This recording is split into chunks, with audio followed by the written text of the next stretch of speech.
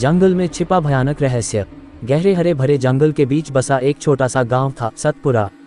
ये गांव सदियों से अपने घने जंगल और रहस्यमयी घटनाओं के लिए मशहूर था। गांव वालों का मानना था कि जंगल के बीचों बीच एक प्राचीन मंदिर था, जिसे काल भैरव मंदिर कहा जाता था।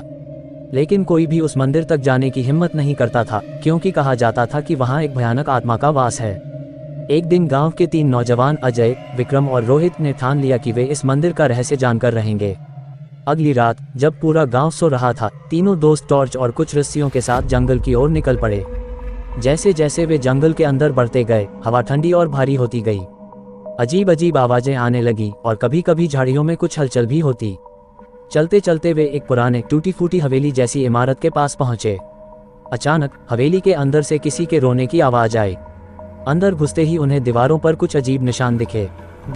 वे आगे बढ़े तो देखा कि एक पुराना लकड़ी का दरवाजा था, जिस पर किसी ने खून से सावधान, ये जगह शापित है, लिखा था। अब तीनों को थोड़ा डर लगने लगा, लेकिन उन्होंने दरवाजा खोला और अंदर चले गए।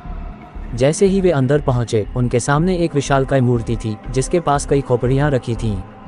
वहां एक बुढ़िया बैठी थी, जिसकी आंखें सफेद थीं। अचानक एक साया मूर्ति के पीछे से निकला। उसकी लंबी काली परछाई तीनों की ओर बढ़ने लगी।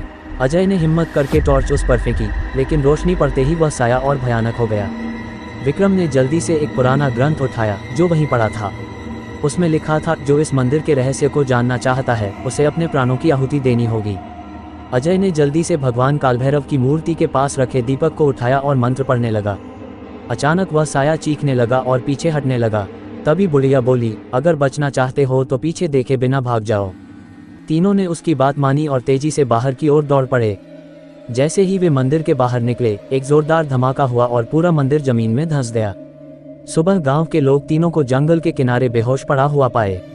जब वे होश में आए तो उन्होंने सब कुछ बताया। गांव के बुजुर्ग बोले, तुम भाग्यशाली हो कि जिंदा लौट आए।